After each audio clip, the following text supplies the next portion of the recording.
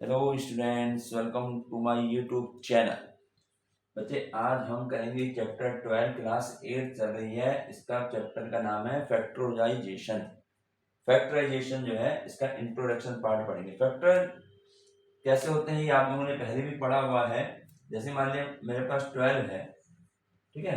12 अगर मैं 12 के इस तरीके से 2 से करें 6 टाइम्स, फिर 2 से करा 3 टाइम्स, फिर 3 से करा 1 टाइम्स, तो ये यहाँ पर जो है मेरे पास ये क्या क्या बन गए, 2 3 2, ये सॉरी 2, इसको हम ऐसे लिखेंगे 2 × 2 × 3, और ये 1 जो है ना इसको पहले लिखने 1 तो हर नंबर का एक फैक्टर होता है, 1 तो हर एक में आ गया है, ठीक है ना। तो इस तरीके से हमारे पास जो है ये हमारे एक फैक्टर हो गया 12 के, ठीक है। ये तो इसके हमारे जो है ये इसके फैक्टर 12 के क्या हुआ, 1 हो गया, 2 हो गया, 3 हो गया, ये फैक्टर हो गया। इसी प्रकार से अगर मान लिया हमने जो है 5 लिखा, तो 5 के जो हमारे फैक्टर होंगे वो क्या होंगे, 1 और 5, ये फैक्टर हो गया इसके 1 और 5, ठीक है। ये पहले पढ़ चुके हैं आप लोग। तो इस तरीके से फैक्टर, अब इसी में अगर एल्जेब्रिक एक्सप्रेशन है,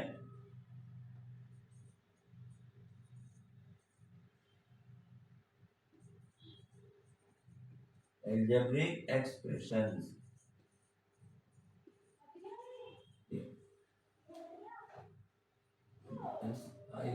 एक्सप्रेशन, एल्जेब्रिक एक्सप्रेशन अगर हमारे पास आ रहा है तो हम क्या कहेंगे, इसमें जो है क्या होता है एल्जेब्रिक एक्सप्रेशन।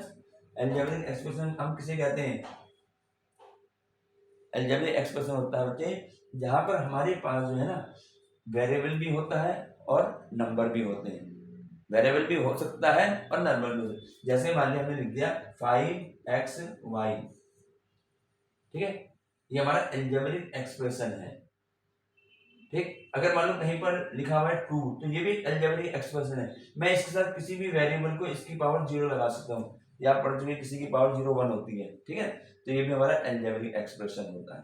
तो यहाँ पर जब हम फैक्टर करते हैं, जैसे हमने इसी के करे 5xy के, तो इसके फैक्टर क्या होंगे, पहले जो नंबर है उसके फैक्टर होंगे 1 × 5, है ना, ये हो जाएंगे। अब यहाँ पर इस x का x हो गया और ये y के ये y हो गया।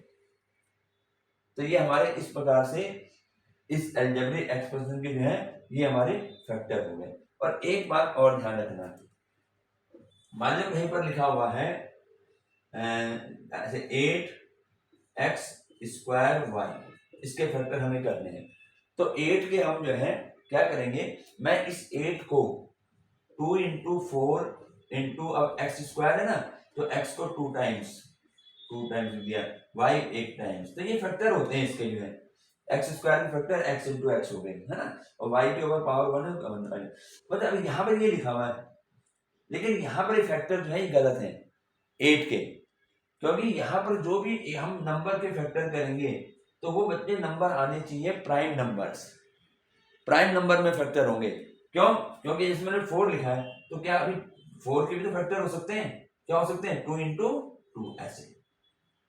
तो जो भी हम फैक्टर करेंगे वो हम प्राइम नंबर में करेंगे। किसे कहते हैं प्राइम नंबर, प्राइम नंबर में कहते हैं उन नंबरों को हम कहते हैं प्राइम नंबर जिसका जो फैक्टर होता है एक तो 1 हो और एक इटसेल्फ हो, ये 2 हो सकते हैं बस, ठीक है। और इसके अलावा कोई किसी से भी, या हम कह देंगे ये ऐसा नंबर जो 1 से डिवाइडेड हो और अपने आप से डिवाइडेड हो, इटसेल्फ, है ना। जैसे मान लिया मैंने कहा 6 है, अब 6 हमारा प्राइम नंबर है या नहीं, ये नहीं है, क्योंकि ये 1 से तो डिवाइड हो जाएगा और इटसेल्फ यानी 6 से भी हो जाएगा, लेकिन इसके अलावा भी है, 2 से भी हो सकता है, 3 से भी हो सकता है, तो ये हमारा प्राइम नंबर नहीं होगा, ठीक है। लेकिन अगर मैं यहाँ कहता हूँ 13, तो 13 में अब इसके फैक्टर क्या होंगे, 1 × 13, इसके अलावा तो कुछ नहीं होगा, यानी इसमें 13 में 1 से डिवाइड हो जाएगा और अपने आप से यानी 13 से डिवाइड, इसके अलावा किसी से नंबर से डिवाइड नहीं होगा, तो ऐसे नंबरों को हम कहते हैं प्राइम नंबर्स। तो जो भी हम फैक्टर करेंगे यहाँ पर, तो मैं इस 8 के फैक्टर ऐसे ना करके ऐसे करूंगा, क्योंकि देखिए 2 भी प्राइम नंबर है ना, 2 प्राइम नंबर है, क्योंकि 2 में डिवाइड किससे होगा, 1 से होगा या 2 से और किसी नंबर से होगा नहीं।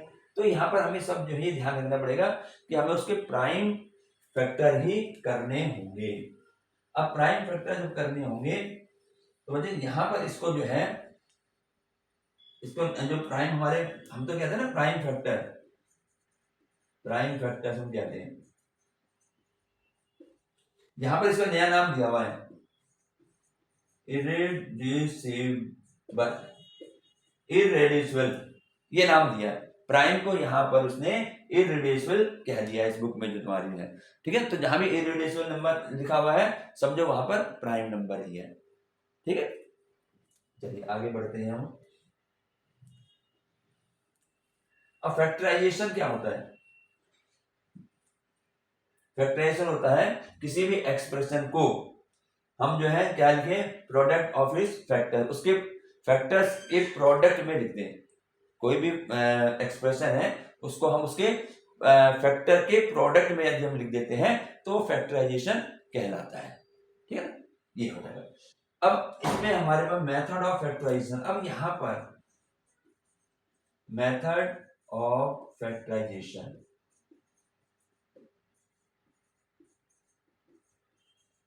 यहां पर मेथड जो है अब हमारे यहां शुरू होंगे मेथड, मतलब हम जो है किस तरीके से जो हमें एक्सप्रेशन दे रखे हैं उनको हम फैक्टराइज करेंगे। तो फैक्टराइज का मतलब मैंने क्या बताया है कि किसी भी एक्सप्रेशन को उसके फैक्टर के प्रोडक्ट के रूप में लिखना, फैक्टर होंगे ना उसको प्रोडक्ट के रूप में लिखना, तो वो हमारा फैक्टराइजेशन। जैसे मैंने बताया 5xy, तो इसका factorisation 5 into x into y, इस तरीके से वो प्रोडक्ट के रूप में आ गया, वो फैक्टराइजेशन हो गया। तो यहाँ पर इसके मेथड जो होंगे वो हमारे पास अब यहाँ शुरू होंगे हमारे पास फैक्टराइजेशन के। तो सबसे पहला हमारा मेथड होगा कॉमन फैक्टर्स। सबसे पहला है हमारा कॉमन फैक्टर्स, फर्स्ट मेथड। एक एक मेथड बता देंगे, आगे एग्जांपल देते रहेंगे। Common factors, common factors, common क्या होगा? अब हमारे पास अगर मान लिया मेरे पास जो है कोई नंबर दे दिया जाए, जैसे मतलब 4 है और मेरे पास है 16, ठीक है, 4 और 16 है। तो अब मैं अगर मैं कॉमन देखूं दोनों में, तो मैं पहले क्या करूं, 4 के फैक्टर कर दें 2 into 2, ठीक है, 16 के फैक्टर कर दें। तो 16 के फैक्टर मैंने बताया प्राइम नंबर में होंगे, 2 8 जा, 2 4 जा, 2 2 जा और 2 1 जा 2। तो ये बनेंगे 2 into 2 into 2 into 4 times 2 आ गया। अब इनमें कॉमन देखना है, कॉमन कौन सा है। तो देखें ये एक बार तो ये आ गया 2, फिर एक बार इसमें भी 2 है और इसमें भी आ गया 2। अब इसमें 2 है लेकिन इनमें नहीं है, इसका मतलब है यहाँ जो कॉमन हुआ वो कॉमन फैक्टर हमारा क्या होगा, यहाँ पर 2 into 2 यानी 4 हमारा कॉमन हो गया। ठीक है, ये कॉमन फैक्टर है। और देखो एग्जांपल, मान लिया मुझे दे दिया जाए 5x² y और यहां दे दिया जाता है 13xy², ये है। अब ये बताया जाएगा कौन सा कॉमन है। तो मैं क्या करूंगा, पहले इसके फैक्टराइज कर दूंगा। तो 5xy लिखा हुआ है तो पहले हम नंबर का फैक्टर करेंगे। तो नंबर का फैक्टर क्या होगा, 5 का क्या होंगे, 5 का 1 into 5, इसके अलावा तो कुछ नहीं होगा। ठीक है ना, अब यहाँ ये x² है तो यहाँ पर x² है। अब इसको मैं फैक्टराइज कर रहा हूँ, तो फैक्टराइज मतलब इसको फैक्टर के रूप में लिखूंगा। तो x की पावर 2 है तो यानी यहाँ पर x को मैं 2 टाइम्स लिख दूंगा। ठीक है, और यहाँ y की पावर 1 है यानी y 1 टाइम्स है तो y 1 आ गया। ये इसके फैक्टर हो गए 5x² y के। अब ऐसे ही मैं इसके करूंगा 13xy², इसके फैक्टर करते हैं। अब 13 के जो फैक्टर होंगे वो तो ये होंगे 1 into 13, इसके अलावा कोई होगा नहीं फैक्टर। अब यहाँ पर मैं करता हूँ तो x की हमारे 1 है, x की पावर 1 है, 1 टाइम लिख दिया। y की स्क्वायर है तो y को मैं 2 टाइम्स लिखूंगा।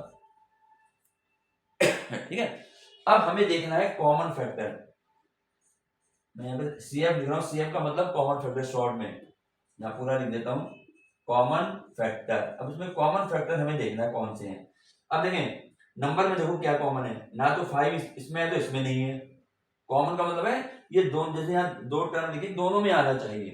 तो यहाँ नंबर में ना यहाँ 5 है तो यहाँ नहीं है, 13 यहाँ है तो यहाँ नहीं है, तो कॉमन तो ये है नहीं। अब यहाँ पर कॉमन ये है 1, ठीक है, 1 दोनों में आ रहा है, तो 1 तो हर एक में कॉमन होता ही होता है। तो यहाँ पर हमारा एक तुमने 1 लिख दिया।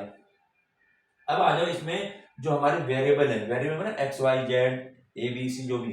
अब यहाँ देखें एक्स यहाँ पर ये आ गया एक्स के साथ, ये आ गया, यानी एक एक्स तो आ गया, लेकिन दूसरा एक्स यहाँ है लेकिन यहाँ नहीं है, तो इसका मतलब कॉमन क्या हुआ, सिंगल एक्स हुआ।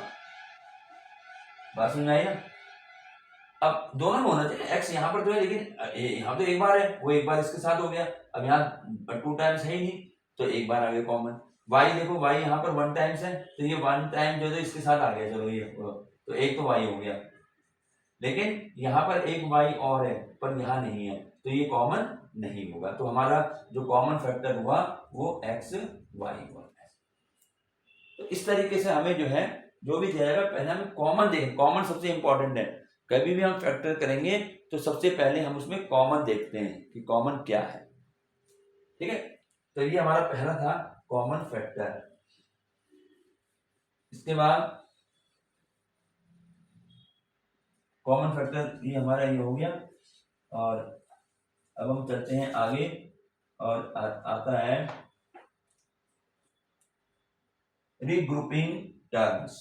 दूसरा है रीग्रुपिंग टर्म्स। फैक्टराइजेशन कर रहे हैं, फैक्टराइजेशन क्या हो रहा है, जो सेकंड है हमारा रीग्रुपिंग, रीग्रुपिंग टर्म्स, यानी ग्रुप बनाना है और उसके बाद उसको जो है सॉल्व करना है। जैसे मान लिया यहां लिखा हुआ है 2xy plus 3x plus 2x plus 3, 2y है ये, ठीक है। मान लीजिए ये क्वेश्चन, यहाँ पे कितने टर्म है, ये टर्म होते हैं जो प्लस माइनस हो जाता है, टर्म बदल जाता है, फर्स्ट सेकंड थर्ड 4 टर्म यहाँ पर हमें दिए हुए हैं, ठीक है। अब कैसे करेंगे इसको जो है, अब इसको करने के लिए हमारे पास हम क्या करेंगे, सबसे पहले ये 2xy है ना, तो इसके फैक्टर क्या होगा, 2 के 2 इंटू एक्स इंटू वाई, ये तो इसके फैक्टर हो गए, प्लस इसके क्या हो गए 3 इंटू एक्स, ये ऐसे बन गए, ठीक है। तो हमने क्या किया, एक ग्रुप तो ये बना लिया, इन दो का एक ग्रुप बना लिया, प्लस अब ये एक ग्रुप बना लो, तो इसके फैक्टर क्या होंगे 2 इंटू वाई और प्लस 3 का तो 3 इंटू 1 ही होगा, 3 आएगा। ऐसे हमने इसको जो है ग्रुपिंग कर लिए, दो 4 टर्म थे ना, 4 टर्म को हमने 2 टर्म में बना लिए ब्रैकेट के अंदर। अब मुझे यहाँ कॉमन देखना है, देखो मैंने बोला फैक्टर जब भी होंगे कॉमन देखा जाएगा। अब कॉमन देखो क्या है, तब तुम्हें डायरेक्ट मालूम होना चाहिए, हम इन इसमें और ये हमारे 2 टर्म है, इसमें कॉमन देखना है। कॉमन देखो यहाँ पर 2 है लेकिन यहाँ 3 है, तो नंबर तो कोई कॉमन नहीं है, ठीक है, दोनों टर्म में होना चाहिए। यहाँ पर x एक टाइम है, यहाँ भी 1 टाइम है, तो यानी ये x जो है तो कॉमन आ गया, क्योंकि दोनों में आ रहे, दोनों टर्मों में, तो x मैंने कॉमन ले लिया। और y यहाँ पर है लेकिन इस टर्म में नहीं है, तो यानी y भी हमारा कॉमन नहीं होगा, ठीक है। अब हम क्या करेंगे, जो हमने कॉमन ले लिया उसको बाहर निकाल दो और जो बच गया है वो लिख देना है। तो यहां से जब x बाहर आ गया तो यहां से क्या बचा, बचे 2y बच गया, प्लस यहाँ पर हमारा 3 तो बाहर नहीं आया ना, 3 तो 3 आ गया, लेकिन ये x बाहर आ गया तो अब x नहीं आएगा, तो 2y प्लस 3 रह गया। तो ऐसे ग्रुपिंग करनी है, ग्रुपिंग करके है फिर हमें फैक्टर निकालने हैं। अब इसमें देखो, अब ऐसे इसमें देखेंगे, पहले हमेशा नंबर देखो कॉमन है या नहीं, जैसे नंबर यहाँ 2 है यहाँ 3 है, तो 2 और 3 में कोई कॉमन है ही नहीं, ठीक है ना, तो हम क्या करेंगे, नंबर तो हमारा कॉमन आएगा नहीं। और देखो क्या कॉमन है, यहाँ y है लेकिन इस टर्म में y नहीं है, तो यहाँ जब इसमें भी और इसमें कुछ कॉमन ही नहीं है तो कॉमन 1 होता है। जैसे यहाँ 1 नहीं थी, मैं इसको ऐसे में लिख सकता हूँ 1 इंटू 2, 1 तो हर एक में कॉमन होता ही है, तो यहां से हमने 1 कॉमन लेना है। अब जब यहां से 1 कॉमन आ गया, जब भी कोई नंबर कॉमन लेते हैं ना, तो इस नंबर से इन दोनों टर्मों को डिवाइड करते हैं, डिवाइड। तो हम 1 से तो इसको डिवाइड करूंगा तो मेरे पास यहाँ 2y बचेगा, और 1 से जब 3 में डिवाइड करूंगा 3 बचेगा। तो जब भी हम ग्रुपिंग फैक्टर करते हैं बच्चे, जब जो हमारा ब्रैकेट आ जाता है ना, तो ये अगर सेम आ रहे हैं तो समझो कि आपका क्वेश्चन जो है वो सही चल रहा है, आप सही आंसर निकाल रहे हो, ये इसकी पहचान है, दोनों ब्रैकेटों में सेम आना चाहिए। अब जो दोनों ब्रैकेटों में सेम है, जैसे मतलब अब हमारे क्या है, एक टर्म तो यहां से यहां तक है और एक यहां से यहां, 2 टर्म बन गई है, अब इन दोनों टर्मों में देखो कॉमन क्या है, इन दोनों टर्मों में ये 2y+3 यहां भी है, 2y+3 यहां भी है, तो इसको भी हम कॉमन ले लेंगे। 2y+3 हमने कॉमन ले लिया। अब कॉमन लेने के बाद ब्रैकेट लगाएंगे। अब जब कॉमन ले लिया तो जो कॉमन लेने वाला पार्ट है वो बाहर आ गया, तो यहां से क्या बच गया, इस पार्ट में से यहां से बच गया x प्लस यहां से 2y+3 बाहर आ गया, तो क्या बच गया, 1 बच गया। तो ये इसके फैक्टर होंगे रीग्रुपिंग करके। जब हम ग्रुपिंग करेंगे तो हमारे पास इस तरीके से हम इसके फैक्टरों को निकालेंगे। ठीक है, ये हो जाता है हमारा रीग्रुपिंग का। रीग्रुपिंग के बाद अब हम आते हैं फैक्टराइजेशन यूजिंग आइडेंटिटीज। अब कुछ आइडेंटिटीज जो पढ़ी होंगी पहले भी, उनका यूज करके भी हम फैक्टर्स को फैक्टराइजेशन करेंगे। तो थर्ड हमारा मेथड जो होगा यूजिंग, थर्ड हमारा जो थर्ड मेथड कौन सा हो गया, यूजिंग आइडेंटिटीज। Using identities. अब आइडेंटिटीज कौन सी होती हैं, देखो ए पार्ट क्या होगा, a+b का होल स्क्वायर। ठीक है, ये आइडेंटिटी किसके बराबर होती है, a² plus 2ab plus b²। ठीक है, ये a+b ये आइडेंटिटीज है, a+b का whole square equal to a² plus 2ab plus b²। और इसी का सेकंड पार्ट माइनस में a - b होल स्क्वायर, ये किसके बराबर होता है बच्चे, a²। भाई यहाँ प्लस की जगह माइनस यहाँ आता है 2ab, लेकिन स्क्वायर के साथ प्लस ही रहेगा। यहाँ गलती हो जाती है कि माइनस है तो हर एक में माइनस नहीं आएगा, सिर्फ -2 के साथ आएगा, बाकी दोनों जो स्क्वायर वाले हैं वो प्लस में रहेंगे। ठीक है, इसके बाद हमारी थर्ड आइडेंटिटी जो है वो होती है a+b और a-b, ऐसे a+b a-b दोनों का मल्टीप्लीकेशन। तो ये हो जाता है हमारा a² माइनस के b², a² माइनस b²। तो इन आइडेंटिटीज के ऊपर जो है हमारे कुछ क्वेश्चन चलेंगे। ठीक है, जैसे अब एक क्वेश्चन जो बताता हूं मैं, जैसे एग्जांपल के तौर पे यहाँ दे देते हैं, इसमें ये आइडेंटिटीज है और जैसे यहाँ दिया हुआ है x² प्लस 8x प्लस 16।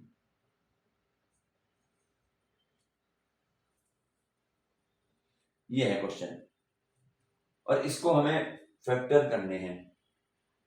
अब यहां पर जो है हमें देखना पड़ेगा कि ये फैक्टराइजेशन किस मेथड से होना है। यहां पर जो है कितने टर्म है, 1 2 3, तो 3 टर्म वाले देखिए यहाँ पर 1 2 3।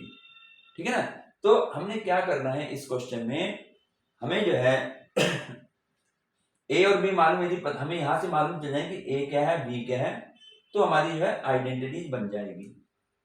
ठीक, तो कैसे करेंगे, यहां पर हमने जो है पहले हम ये x² लिखा हुआ है, ठीक है, तो हम क्या करेंगे, इसका स्क्वायर रूट लेते हैं। स्क्वायर रूट, ये a² है ना, स्क्वायर रूट लेंगे तो क्या होगा, x का तो x हो गया है ना, इसका स्क्वायर कर दिया, प्लस यहाँ प्लस है तो प्लस लगा दो।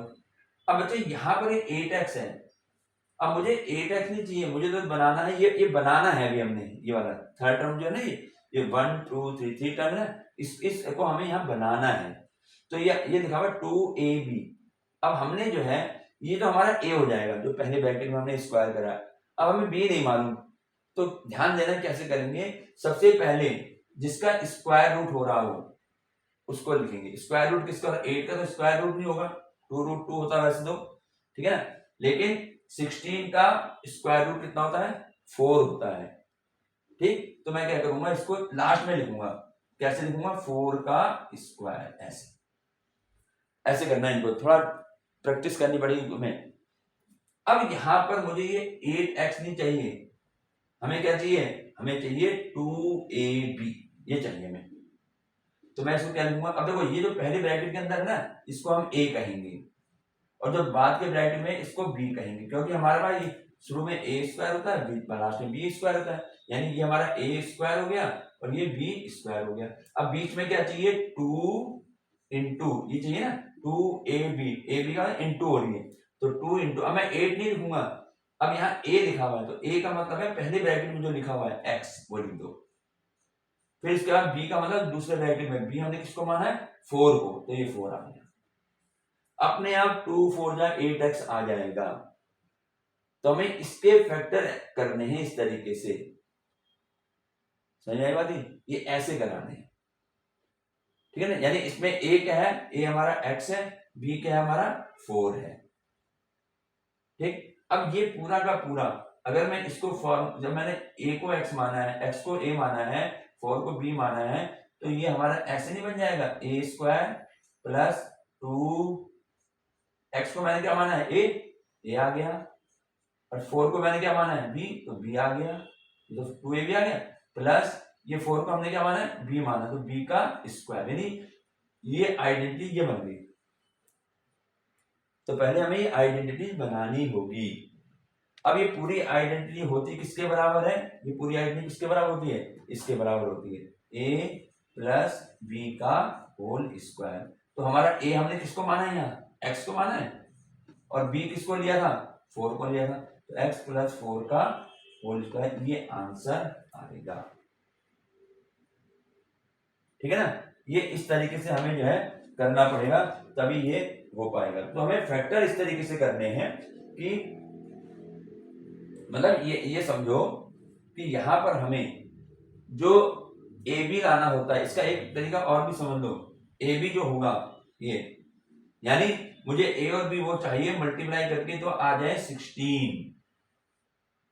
ऐसे दो नंबर हम लेंगे जिनको मल्टीप्लाई करने पर 16 आ जाए और प्लस करने पर 8 आ जाए, तो हमारे पास 4 और 4 होता है। तो हम इसको, हमने यहाँ पे इसको जो इस तरीके से बना लिया 2ab करके, ठीक है। और देखो क्वेश्चन, इसको थोड़ा ध्यान से करना पड़ेगा, ठीक है। और इसमें जैसे मान लिया नेक्स्ट क्वेश्चन हम और देख लेते हैं, बुक में से देख लेंगे।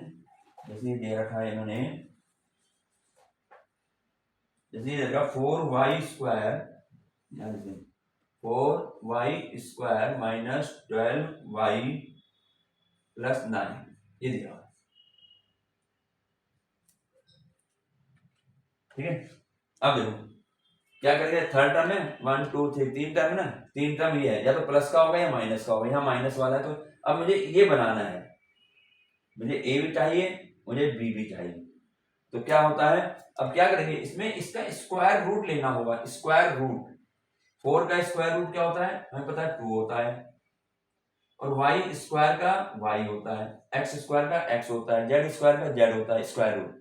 तो मैं इसको इस पूरे का होल स्क्वायर कर दूंगा, ऐसे लिख सकते हैं ना 4 को, ठीक है। तो ये तो हमारा हो गया, इसको हमने क्या क्या पढ़ेंगे, इसको हम a पढ़ेंगे, यानी मेरे पास a स्क्वायर आ गया, ये आ गया a स्क्वायर। अब मुझे 2ab लाना है, लेकिन उससे पहले मैं b स्क्वायर लाऊंगा।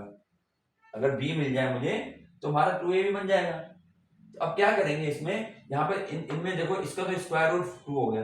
अब यहाँ पर और किस नंबर का स्क्वायर रूट होता है, परफेक्ट स्क्वायर रूट कौन है, परफेक्ट स्क्वायर रूट पढ़े ना, तो परफेक्ट स्क्वायर रूट कौन सा, 12 तो है नहीं, 9 है परफेक्ट स्क्वायर, है ना। तो मैं क्या करूंगा, इसको पहले यहाँ इसका स्क्वायर रूट लिख दो, 9 का स्क्वायर रूट कितना होता है 3, और इसको हम लिखेंगे होल स्क्वायर। अब ये तो हमारा ए हो गया फर्स्ट ब्रैकेट में, जो लास्ट का ब्रैकेट है इसको हम बी कहेंगे, ये हमारा बी है। अब बीच में क्या आना है, मैं 12 नहीं लिखूंगा, माइनस का साइन है माइनस लिखूंगा, अब मैं 12 नहीं लिखूंगा यहाँ पर, मैं यहाँ लिखूंगा 2ab, ऐसे 2ab। तो ये क्या हो जाएगा 2a, हमने किसको पढ़ा है 2y को, तो 2y लिखेंगे। b हम किसको पढ़ रहे हैं 3 को, तो 3 लिख दिया। यहाँ मल्टीप्लाई करके यही आ जाएगा, 2 2 जा 4, 4 3 जा 12, वही आएगा। लेकिन इसको इस फॉर्म में लिखना पड़ेगा क्योंकि हमें आइडेंटिटी बनानी है। अब ये पूरी आइडेंटिटी बन गई, कैसे बन गई, ये तो हम कह ही रहे, इसको हमने a पढ़ा है, तो ये तो हो गया a स्क्वायर माइनस ये हमने पढ़ा 2 ऐसी है। अब 2y को हमने क्या बोला है, 2y को हमने क्या बोला a बोला है, तो यानी इसकी जगह a आ गया। और 3 को हम क्या बोल रहे हैं, 3 को b कह रहे हैं, b स्क्वायर नहीं b कह रहे हैं, तो यहाँ b आ गया। और प्लस इसको हमने b कहा है 3 को, अब उसका स्क्वायर है तो b स्क्वायर हो गया। ये आइडेंटिटी बन गई। अब ये पूरी आइडेंटिटी जेरी किसके बराबर होती है, ए माइनस बी का होल स्क्वायर, ये होता है। अब यहाँ ए और बी की वैल्यू पुट कर दो, ए हमने किसको पढ़ा था 2y को, तो ये 2y लिख दो, माइनस बी किसको कहा है 3 को, तो 3 का, और इस पूरे का होल स्क्वायर, ये हमारा आंसर आ जाता है। अब तीसरी आइडेंटिटीज में आएंगे, देखिए तीसरी आइडेंटिटीज क्या है, अगर मान लीजिए कहीं लिखा हुआ है 49x स्क्वायर माइनस 64, ये लिखा हुआ है। अब यहाँ पर बच्चे आइडेंटिटी, यहाँ पे दो टर्म है, फर्स्ट और टू, सेकंड टर्म दो टर्म है सिर्फ, है, तो दो टर्म का ये रहा, ए फर्स्ट टर्म सेकंड टर्म। तो अगर क्वेश्चन इस फॉर्म में बनाएंगे तो ये आंसर आएगा, अगर कभी ऐसे दे रखा है तो ये आंसर आएगा, दोनों इक्वल है एक दूसरे के, ठीक है। तो यहाँ पर क्या है, दो टर्म है, तो यहाँ पे स्क्वायर लग रहा है, तो स्क्वायर का मतलब ये वाली आइडेंटिटी का यूज करेंगे। कैसे करना है, एकदम से फार्मूला नहीं लगेगा, यहाँ पर पहले इनके स्क्वायर रूट लिए जाते हैं, ध्यान रखना हमेशा। 49 का स्क्वायर रूट क्या होता है 7, और x स्क्वायर का स्क्वायर रूट क्या होगा x होगा, तो 7x हो गया, और इसको मैं ऐसे लिखूंगा, ये स्क्वायर रूट करा दिया, स्क्वायर रूट कर दिया, माइनस 64 है, तो 64 का कितना होता है 8, तो इसका होल स्क्वायर, ये स्क्वायर रूट आप लोगों ने करे होंगे पहले, ठीक है, कैसे निकाले जाते हैं। तो यहाँ पर इस, अगर मान लिया नहीं समझ में आता, मैं एक थोड़ा आइडिया दे देता हूँ। जैसे हम इस तरह से करते हैं, 7 बन जा, तो 49 के 7 इंटू 7 आए, तो पेयर में से एक लिया जाता है, यानी इसका 7 ये हमारा स्क्वायर रूट होगा, ठीक है। इस तरह से करे होंगे आप लोगों ने पहले क्लास में जो है। तो यहाँ पर इनका स्क्वायर रूट लेना है। अब देखिए इसको हमेशा तुम्हें जो है ना बच्चे, हमेशा आइडेंटिटी पढ़नी आनी चाहिए। जैसे हमने क्या कहा, हमें जो है आइडेंटिटी पढ़नी आनी चाहिए, तो हम क्या करेंगे, 7 स्क्वायर है, इसको मैं ए पढ़ूंगा, ए, इसको मैंने ए पढ़ा, यानी हम यहाँ पर ए किसको कह रहे हैं 7x को, और बी किसको कह रहे हैं 8 को, जो ब्रैकेट के अंदर लिखे होते हैं। तो इसके अनुसार हमारा ये बन गया ए स्क्वायर, बन गया ना ए का स्क्वायर, माइनस ये बन गया बी का स्क्वायर, ये आइडेंटिटी। तो ये किसके बराबर होती है, इसमें ये होता है कि एक बार प्लस में लिख दो ए बी को, और एक बार माइनस में लिख दो, तो यही आइडेंटिटी हम इसमें लगा देंगे। तो ए हमारा 7x है, तो एक बार 7x प्लस 8 कर दिया, और एक बार 7x माइनस 8 कर दिया, ये हमारा फिर इसकी फैक्टर हो जाते हैं। तो ये आइडेंटिटीज के अनुसार से मैंने तुम्हें एग्जांपल के अनुसार बता दिया है, ठीक है ना। इसको वीडियो को यहीं तक करेंगे, काफी लेंथी हो जाएगी, और इसके बाद फिर अभी और ये पूरा नहीं है, इसका फर्स्ट पार्ट है, सेकंड पार्ट में हम और इंट्रोडक्शन के बारे में बताएंगे।